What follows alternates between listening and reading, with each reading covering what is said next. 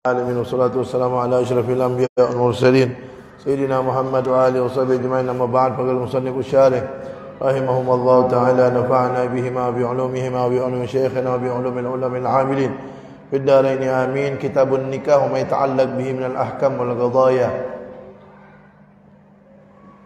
Kitabun nikah dan yang berkaitan dengan hukum-hukum serta kejadian-kejadian yang berkaitan dengan pernikahan. Wan nikahu mustahabbun liman yahtaj ilaih. Dan nikah itu disunnahkan bagi orang yang butuh untuk nikah. Yang butuh nikah sunnah, yang tidak butuh tidak sunnah.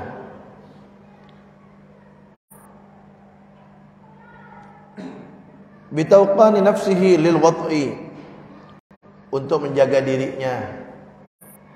Di antara tujuan nikah adalah untuk menjaga diri agar bisa berhubungan dengan istri biar tidak maksiat, biar tidak zina. Wa yajidu uhbatahu, dan dia mampu untuk nikah. Kamahrin wa nafaqatin, seperti dia mampu bayar mahar dan dia mampu menafkahi istrinya. Fa in faqadal uhbah lam yustahabba lahun nikah. Kalau dia tidak mampu untuk menikah, dia tidak mampu, misalnya tidak mampu mahar atau tidak mampu menafkahi, maka dia tidak disunnahkan untuk menikah. Kenapa? Karena tidak mampu. Tapi nikah itu kadang-kadang wajib hukumnya. Nikah itu aslinya sunnah. Rasulullah SAW bersabda, an-nikahu sunnati, faman raghiba an sunnati falaysa minni. Nikah itu sunnahku, kata Rasulullah.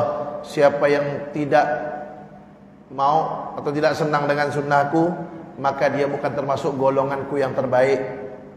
Hukum aslinya nikah itu sunnah, tapi kadang wajib. Kapan? Ketika orang kalau tidak nikah dia bisa zina. Kalau tidak nikah dia bisa zina, maka wajib dia nikah untuk menjaga dirinya dari zina. Wa yajuzu lil hurri an yajma'a baina arba'i harair. Dan boleh bagi laki-laki yang merdeka kayak kita untuk menikahi 4 orang perempuan yang merdeka.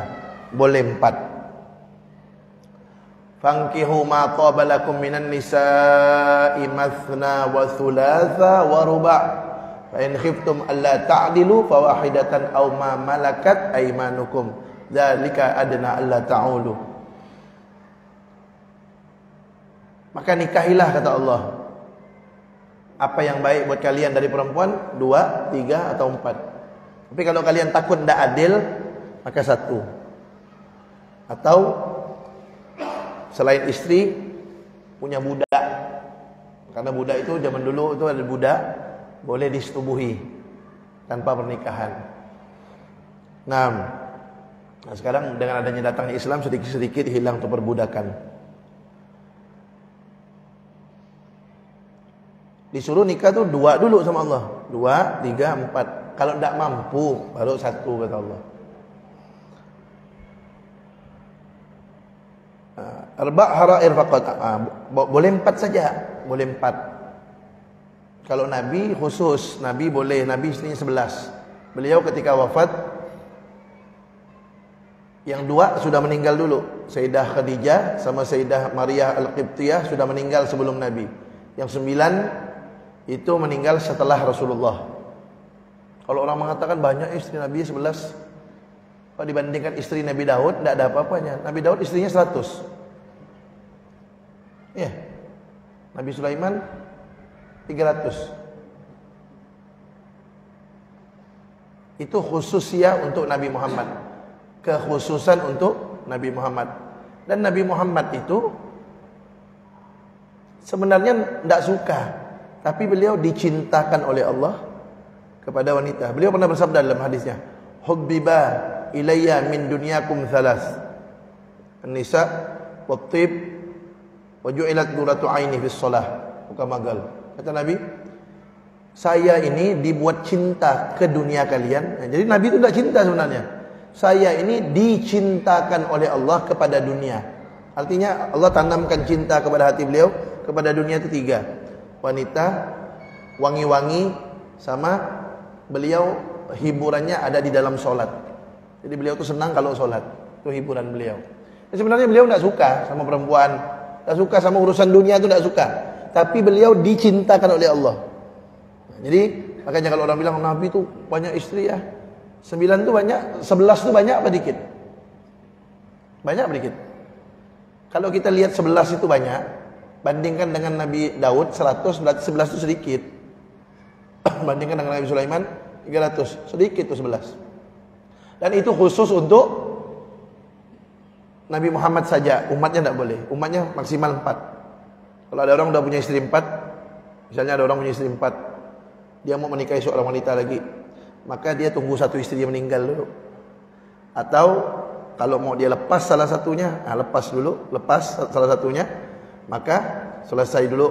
Dia harus selesaikan dulu. Kalau dia ini satu sudah dilepas, karena istrinya 4, satu sudah dilepas, dia tunggu. Kalau ini talak 1, talak 2, selesaikan dulu. Dia suami harus, kalau punya istri 4, menceraikan istrinya yang satunya, karena istrinya 4, mencerai 1. Kalau dia mau nambah lagi, istrinya tadi itu ditolak 1, tolak 2, maka suaminya harus juga masa iddah. Berapa kali? Kalau hamil sampai melahirkan, kalau tidak hamil masih haid 3 kali suci, kalau tidak haid 3 bulan. Nah kalau sudah selesai masa iddah istrinya, dia mau nambah lagi boleh. Itu kalau suami punya istri 4 tuh, kalau dia cerai 1, dia mau nambah lagi, dia harus nunggu masa iddah dulu tuh suami. Jadi suami itu ada masa iddahnya. Kalau istrinya 4, baru dia boleh nikah lagi sama yang selanjutnya. Ya, jadi kalau misalnya ada siapa gitu istrinya lebih dari 4, boleh. Yang penting tidak boleh dikumpulkan 4 itu di satu waktu. Apa lebih dari 4 itu dari satu waktu. Kalau udah punya 4, tidak boleh nambah ke 5. Kalau mau nambah ke 5, nunggu satunya meninggal atau salah satunya dilepas, baru dia boleh nambah gitu. Nambah. Nah, yang halal kita bilang halal, yang haram dibilang haram. Ya, selingkuh haram, zina haram, nikah 2, 3, 4 halal. Nah, qulil haqqa walau kana murran, katakan yang benar walaupun pahit. Nah, kemudian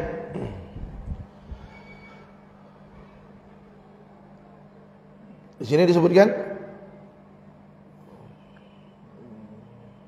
wala yankihul hurru amatan illa bi syartain, dan laki-laki merdeka tidak boleh menikahi perempuan budak kecuali dengan 2 syarat.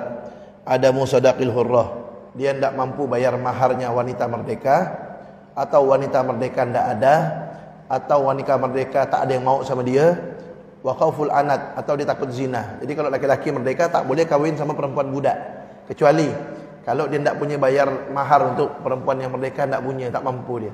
Atau perempuan merdeka tidak ada, atau perempuan mereka tidak ada yang mau sama dia, atau dia takut berzina, nunggukan perempuan yang merdeka ini lama amat, terlalu lama, takut zina, dia boleh kawin sama budak. Kalau tidak boleh. Kemudian wa nadharur rajul ilal mar'ah, nih, dan laki-laki melihat kepada perempuan apa hukumnya?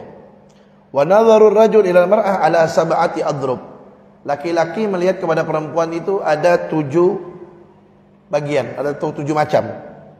Yang pertama, nadharuhu ila ajnabiyah li ghairi hajah fa ghairu jaiz, melihat wanita tanpa ada keperluan maka tidak boleh. Tanpa ada keperluan maka tidak boleh. Itu yang pertama. Walaupun yang melihatnya datuk-datuk udah tua, udah tak ada syahwat lagi dah, udah lemah dah, udah tua rentah, tidak boleh dia melihat perempuan tanpa ada hajat. Nah, makanya perempuan itu kalau pakai cadar bagus, lebih aman. Nah, kalau tidak pakai cadar, masih ada ulama yang boleh kan, tapi dengan syarat mukanya tidak terlalu cantik. Kalau terlalu cantik menimbulkan fitnah, orang nengok muka dia bisa masuk parit, bahaya saking cantiknya. Atau yang kedua, tidak berdandan-dandan. Kalau berdandan-dandan menor dandannya menimbulkan fitnah, maka wajib pakai cadar. Tapi kalau mukanya tidak terlalu cantik, tidak menimbulkan fitnah, kemudian tidak berdandan-dandan menor, maka masih ada ulama yang boleh kan. Kenapa tidak menimbulkan fitnah? Nah, tapi yang boleh dibuka cuma muka sama tangan sampai telapak tangan aja. Badan tidak boleh, badan harus tutup. Harus pakai baju yang kendor.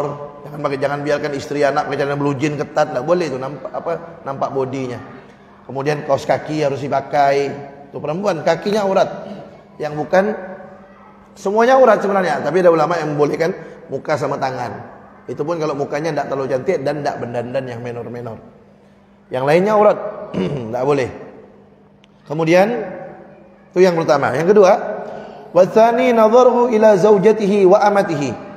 Melihat istri. Nah, seorang suami melihat istri atau melihat budaknya.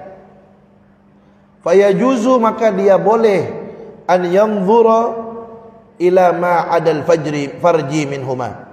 Maka seorang suami boleh melihat istrinya, seorang tuan boleh melihat budaknya, semuanya boleh dia lihat kecuali kemaluan. Ammal farju, adapun kemaluan, wa yahrumu nadharuhu, haram melihatnya, wa hadza wajhun dhaif, tapi itu pendapat yang lemah. Wal asahhu, tapi pendapat yang lebih sahih, pendapat yang lebih kuat, jawazun nadhari ilal farji, boleh melihat kepada kemaluan istri, lakin ma'al karahah, tapi makruh hukumnya. Boleh, tidak haram. Suami ngelihat kemaluan istri, boleh, makruh. Ya, tidak haram, tidak dosa. Nah, kemudian watsalis, yang ketiga, nadharuhu ila zawati maharimihi. Yang ketiga, bagaimana hukumnya laki-laki melihat mahramnya, wanita yang mahram, binasabin aw radha'in aw musaharatin, baik mahramnya dengan nasab atau mahramnya dengan susuan atau mahramnya dengan perkawinan, periparan atau perkawinan. Dulu udah pernah menjelaskan mahram itu ada 18 mahram. 7 dari nasab. Kalau kita laki-laki, siapa 7 dari nasab? Saya ingatkan lagi, ibu ke atas, ibu, nenek, terus ke atas. Yang kedua, ini dari keluarga dulu nih. Yang kedua, anak kita, anak, cucu, cicit ke bawah terus, itu mahram. Yang ketiga, saudari kita, baik saudari kandung atau saudari seayah, satu ayah dengan kita, atau saudari seibu, itu namanya saudari kita, mahram. Tapi kalau saudara tiri atau saudari tiri atau saudari angkat, itu tidak mahram. Saudari kandung, saudari seayah, saudari seibu, mahram. Kemudian yang keempat, bibi saudaranya ayah. Kita punya ayah, punya saudara. Kalau bahasa Arabnya ammah, bibi sebelah ayah, itu mahram sama kita. Begitu juga ke atas, bukan hanya saudara ayah, saudara kakek juga mahram. Jadi kalau kakek kita punya saudara perempuan, nah itu juga mahram sama kita. Kemudian yang kelima, bibi saudaranya ibu. Ya, bibi saudarinya ibu. Kalau bahasa Arabnya khalah. Ibu kita punya saudari perempuan, kan bibi kita. Itu mahram. Begitu juga ke atas, saudari nenek kita, itu juga mahram. Kemudian yang keenam, ponakan dari saudara laki-laki. Kita punya saudara laki-laki, baik saudara kandung atau saudara seayah atau saudara seibu, anaknya dia, ponakan kita, itu mahram. Kemudian yang ketujuh, ponakan dari saudara perempuan. Kita punya saudari perempuan, anaknya dia, mahram dengan kita. Nah itu 7 dari nasab. Saya ulangi, ibu ke atas, anak ke bawah, saudari kandung, seayah, seibu, bibi sebelah abah, sebelah bapak, bibi sebelah ibu, ponakan dari saudara laki-laki, ponakan dari saudara perempuan. 7 dari nasab. Kemudian 7 lagi dari susuan. 7 dari susuan itu artinya kalau ada seorang anak, syaratnya anak itu belum umurnya 2 tahun, nyusu kepada seorang perempuan minimal 5 kali susuan. Setiap kali nyusu sampai kenyang. Jadi kalau ada seorang anak kecil umurnya belum 2 tahun nyusu kepada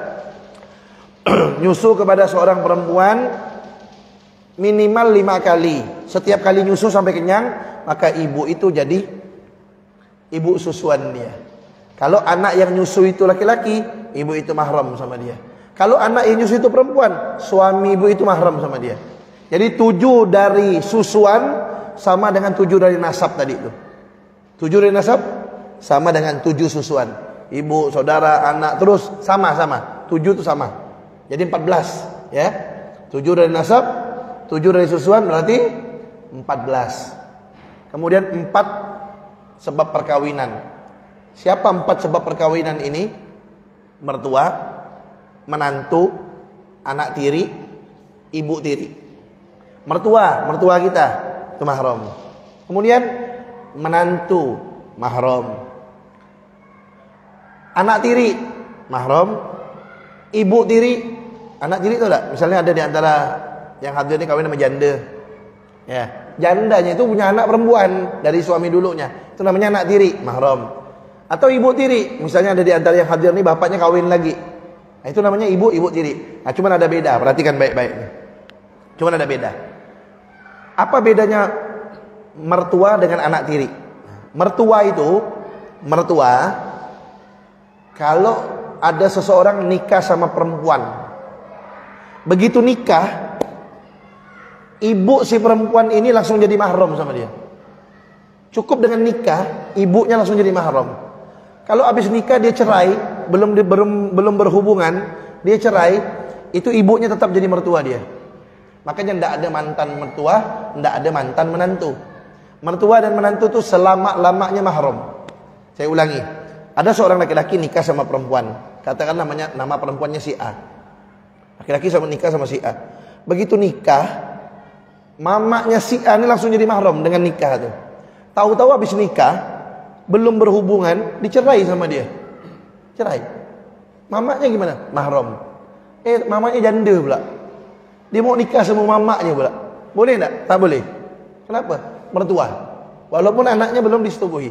Nah, tapi kalau dibalik, perhatikan, kalau dibalik, ini laki-laki tadi ini nikah sama janda.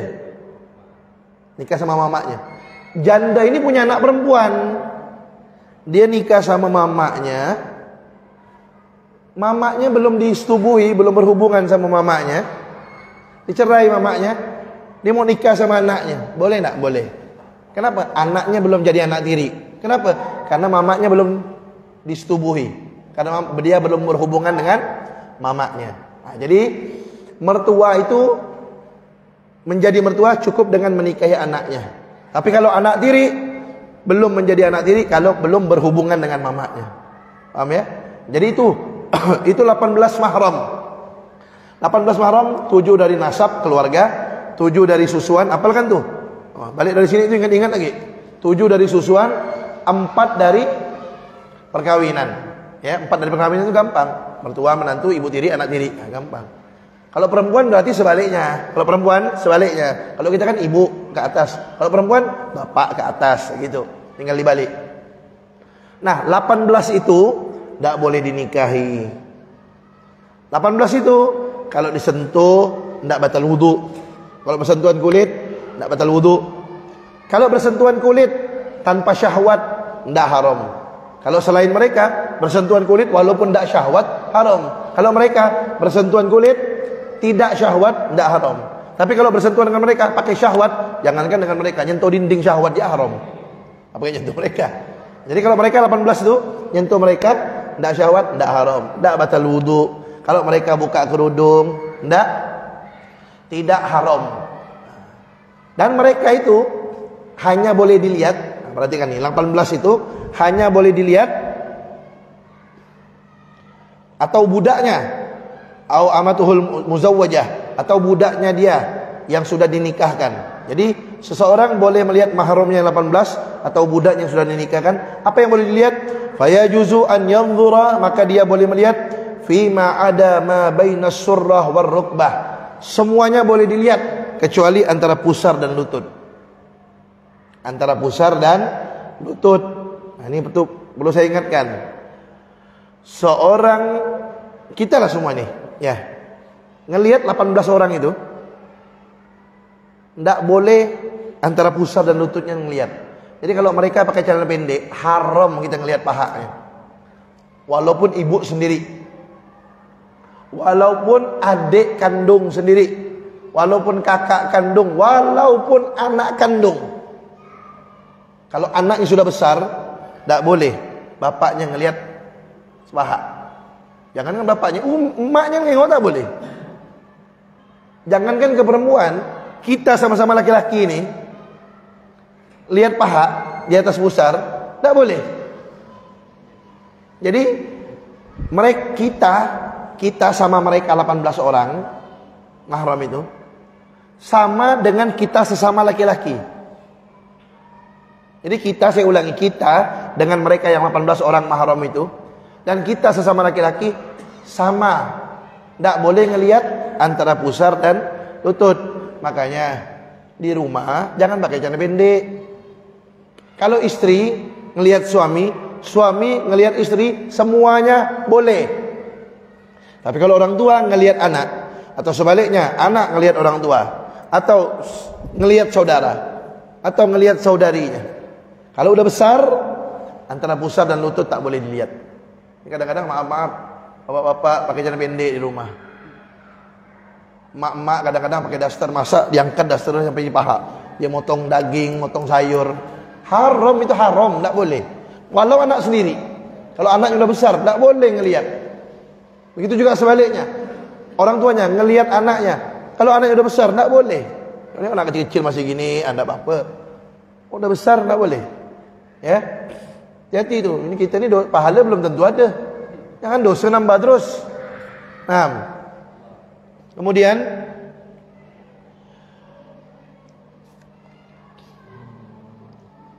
tuh, ammal ladzi bainahuma fa yahrumu nadharuhu. Adapun antara pusar dan lutut haram ngelihatnya. Haram, dosa. Tak boleh. Kemudian yang keempat, warabi' an-nadhar ila al-ajnabiyyah li ajli hajatin nikah. Nah, kemudian yang keempat sekarang, melihat kepada wanita ajnabiyah, wanita yang bukan mahram, tapi ada keperluan untuk nikah. Ini ada hajat nih, apa hajatnya? Mau nikah. Bagaimana? Fayajuzu lisyakhsi inda azmihi ala nikah imra'atin an-nadharu ila al-wajhi wal kaffain. Maka ketika seseorang ada niat yang kuat untuk menikahi seorang wanita, boleh dia melihat wajah wanita tersebut, apanya? Wajah dan tangan sampai pergelangan tangan. Itu boleh. Minha, dari wanita itu, zahiran wa batinan. Zahir batin. Zahir batin. Boleh dia melihat zahir batin dari tangan wanita itu dan mukanya. Boleh. Wa illam ta'zan lahu zaujatu fi dzalika. Walaupun dia tidak diizinkan oleh perempuan yang dia mau itu. Walaupun perempuan yang dia naksir itu mau dia nikahi, tidak izinkan, tidak mau dilihat, walaupun perempuan itu tak izinkan, dia ngelihatnya curi-curi gitu, boleh. Yang penting cuma muka dan tangan. Nah, kita biasanya, adat kita, kebiasaan kita, para habaib, biasanya kalau mau nikahkan anak perempuannya itu, laki-laki suruh datang ke rumah. Laki-laki yang mau tuh suruh datang ke rumah, itu kebiasaan kita. Suruh datang ke rumah, nanti si perempuan nih disuruh keluar, tutup aurat, pakai kerudung, pakai baju yang kendor, pakai kaos kaki, yang dibuka cuma muka dan tangan.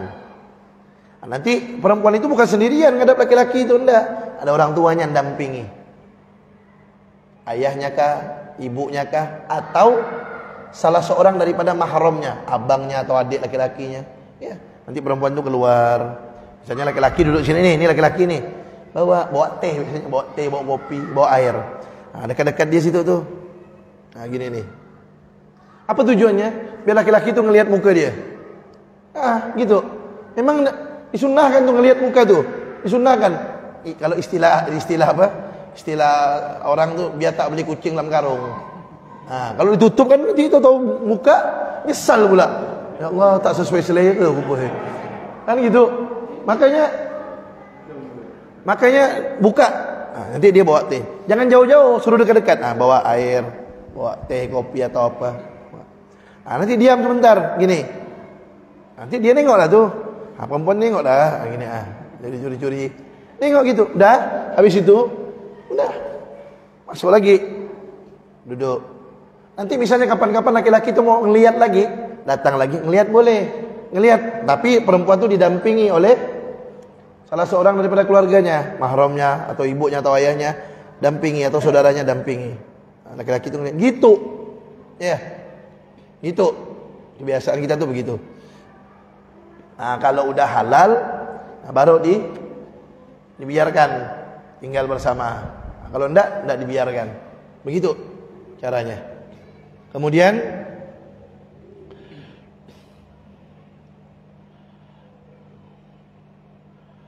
wal khamis, yang kelima, an-nazar lil mudawah.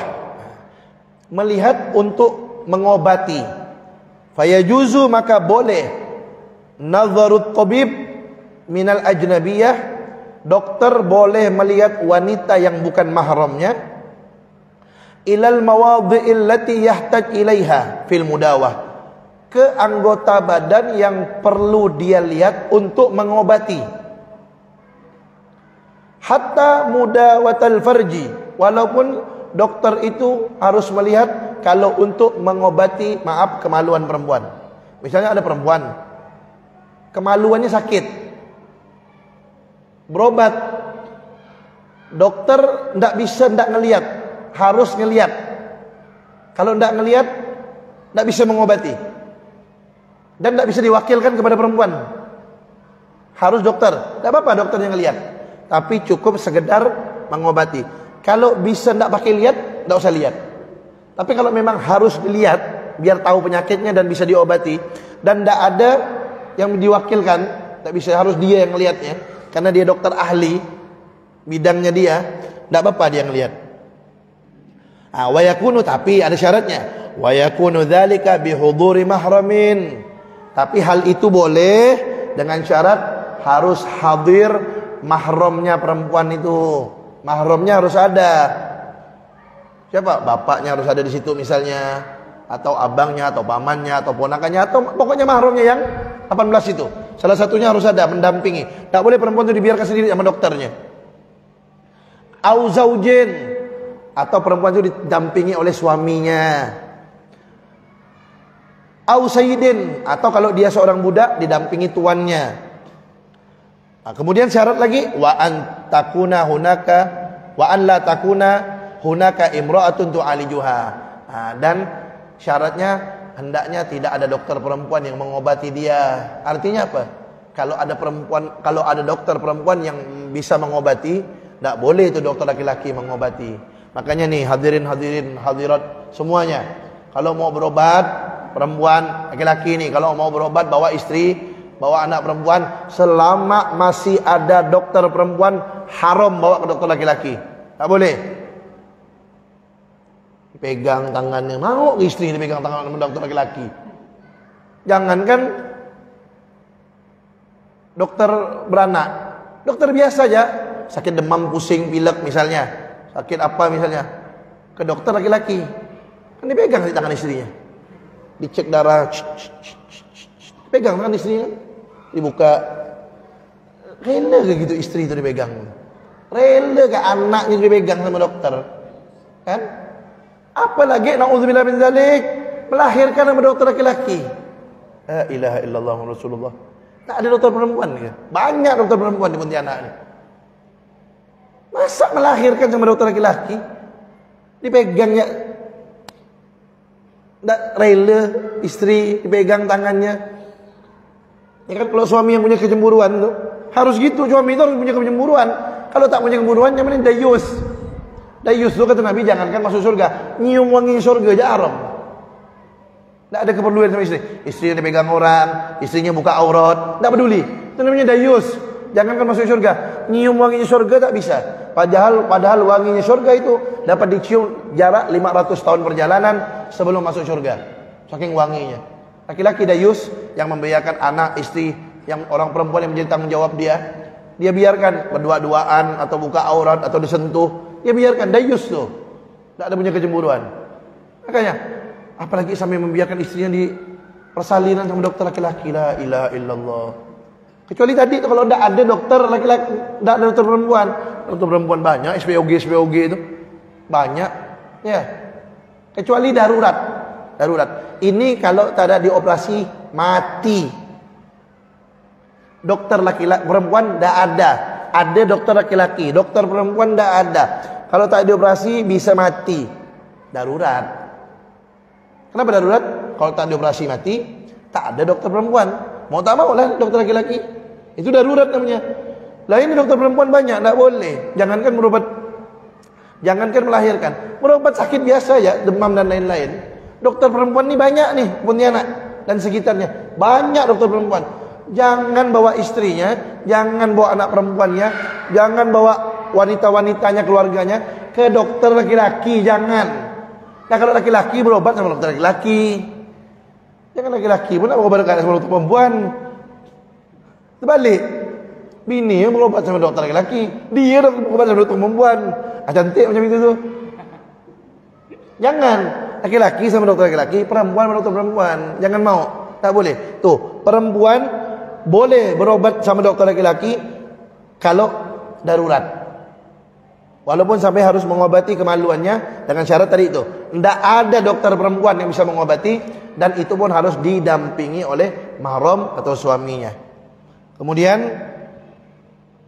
as-sadis, yang keenam, an-nazar lisyahadah, melihat untuk menyaksikan alaiha, atas perbuatan zinanya seorang perempuan. Ini boleh. Perhatikan nih, ini agak sedikit perlu fokus. Tidak boleh menuduh orang berbuat zina. Tidak boleh. Maaf, jangan sembarangan ngomong. Itu pelacur tuh, itu PSK tuh, ini. Tidak boleh tuh, ngomong seperti itu tuh tidak boleh. Hati-hati. Kenapa? Kalau berani nuduh orang berzina, kalau ketika dia mengatakan itu perempuan pelacur atau perempuan itu PSK dan lain-lain, itu kan berarti dia menuduh perempuan itu kan berzina. Kan begitu kan? Menuduh perempuan itu berzina. Tanya dia, ente bilang dia pelacur PSK dan lain-lain itu, tahu dari mana?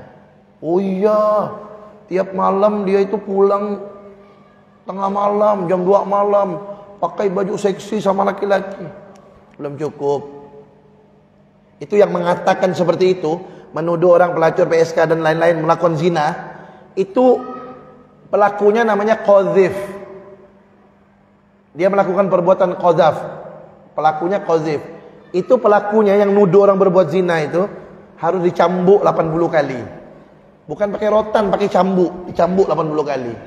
Kecuali, perhatikan, kecuali kalau perempuan itu ngaku, perempuan yang dituduh itu ngaku, kamu dituduh zina sama dia itu, benar? Iya, kata perempuannya. Udah, selamat tuh yang nuduh. Yang nuduh selamat. Kenapa? Wanitanya ngaku. Nah kalau wanitanya tidak ngaku, gimana? Biar dia tidak dicambuk 80 kali, dia harus mendatangkan 4 orang saksi. 4 orang saksi yang melihat langsung live, bukan lewat handphone, lewat ini, melihat langsung dengan mata kepalanya sendiri. Maaf, harus melihat langsung dia berzina sampai gol. Tidak usah saya paham lah ya, karena ada anak-anak kecil. Kalau dia cuma melihat begini, oh iya beb, saya melihat, kata dia. Berapa orang? 3 orang, tidak cukup. Harus 4 orang ngelihat langsung. Apa yang ente lihat 4 orang ini? Oh, kami melihat, kata mereka, dia berdua masuk kamar, buka pakaian, tidur di ranjang. Tanya, kamu melihat sampai gol? Enggak, beb, belum cukup. Cambuk 80 kali. Harus melihatnya sampai gol. 4 orang itu. Nah, perhatikan, melihat kemaluan lawan jenis yang bukan istri, siapa saja, walaupun ibu sendiri, walaupun saudara sendiri, walaupun anak sendiri kalau udah besar, melihat kemaluan mereka selain istri, itu dosa besar, pelakunya jadi fasik. Melihat kemaluan lawan jenis selain istri, itu pelakunya menjadi fasik, dosa besar itu.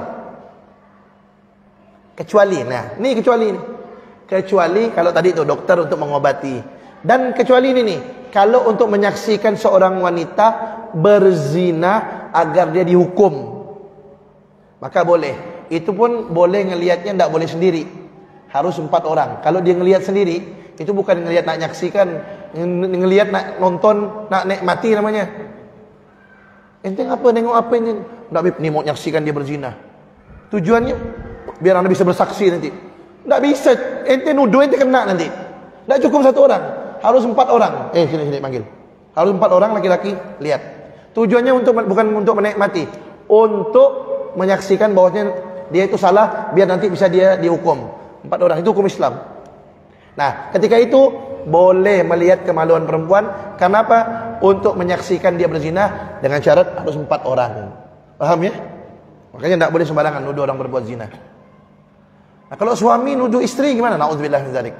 Kalau misalnya ada suami nuduh istri berbuat zina, istri tidak ngaku, tidak punya 4 orang saksi. Nah, kalau suami ada tambahan satu solusinya, namanya li'an. Nah, li'an nanti ada pembahasannya panjang, ada bab sendiri. Ini kalau pembahasan kalau bukan suami ini. Ada orang bukan suami nuduh perempuan lain, bukan istrinya, berbuat zina. Kalau itu perempuan tidak ngaku dan dia tidak punya 4 orang saksi, ini laki-laki harus dicambuk 80 kali. Beb, ini kan bukan hukum Islam. Dia tidak dicambuk, Beb. Karena bukan hukum Islam. Tidak dicambuk. Iya, di dunia tidak dicambuk. Malaikat nunggu dia di akhirat nanti. Hati-hati. Jangan sembarangan ngomong, hati-hati nih. Makanya jaga mulut. Jaga mulut, jangan sembarangan ngomong pelacur, PSK dan lain-lain. Tidak boleh. Itu syaratnya. Kecuali dia ngaku atau punya 4 orang saksi. Kalau tidak punya 4 orang saksi, walau kita lihat dengan mata kepala kita sendiri, dia berdua masuk kamar, masih belum boleh nuduh dia berbuat zina. Nah, cuman harus digerebek lah. Harus dibubarkan. Karena bukan suami istri. Harus dibubarkan. Cuman kalau nuduh untuk berbuat zina, tidak boleh. Walaupun sendiri, ada orang sendiri ngelihat berzina sampai gol, ngelihat, belum boleh. 2 orang, belum boleh. 3 orang, belum boleh nuduh berzina. Harus 4 orang. Ya, paham ya? Lahir yang ke-7, awlil muamalah. Nah, itu melihat awlil muamalah. Sama ini. Yang ke-6 dari itu melihat untuk menyaksikan perempuan untuk berzina. Dan masih yang ke-6, awlil muamalah, untuk bertransaksi kepada perempuan seperti jual beli, fibai'in, jual beli, sewa menyewa, pinjam meminjam. Nah, itu boleh ngelihat perempuan fa yajuzun nazar ila wajhi. Nah, kalau jual beli sama perempuan, misalnya perempuan jaga toko, ya, atau kita jaga toko, perempuan beli, maka hanya boleh ngelihat perempuan itu mukanya saja. Kalau untuk jual beli, pinjam meminjam, sewa menyewa, bermuamalah lah artinya, maka hanya boleh ngelihat wajah perempuan saja. Kemudian yang ke-7, wasabi' an-nazar ila al-ama inda ibtiyaiha fa yajuzu ila al-mawadhi' allati yahtaj ila taglibiha. Melihat budak, ini melihat budak nih. Melihat budak sekarang tak ada, kecuali di Pontianak ya budak-budak banyak. Ya, kalau budak yang asli macam dulu yang bisa dijual belikan seperti barang manusia, dan dia seperti barang boleh jual belikan, boleh disetubui tanpa nikah, itu budak. Nah, bagaimana kalau ngelihat budak kalau ingin membelinya? Ingin membeli budak, bagaimana boleh ngelihatnya? Boleh melihat ke tempat-tempat yang boleh dibolak-balik. Seperti apa? Melihat tangan, kakinya, rambutnya, boleh. Ngelihat rambut budak karena mau dibeli, boleh. Budak usah bahas panjang-panjang. Ada sekarang tak ada budak. Nah, cuma disebutkan ngelihat budak kalau mau dibeli boleh, rambutnya, tangan, kakinya boleh dilihat. Nah, itu hukum 7 melihat wanita. Nah, dah isya dah. Kita dengarkan adzan isya dulu. Ya. Udah isya kan? Ya. Nah, dengarkan adzan.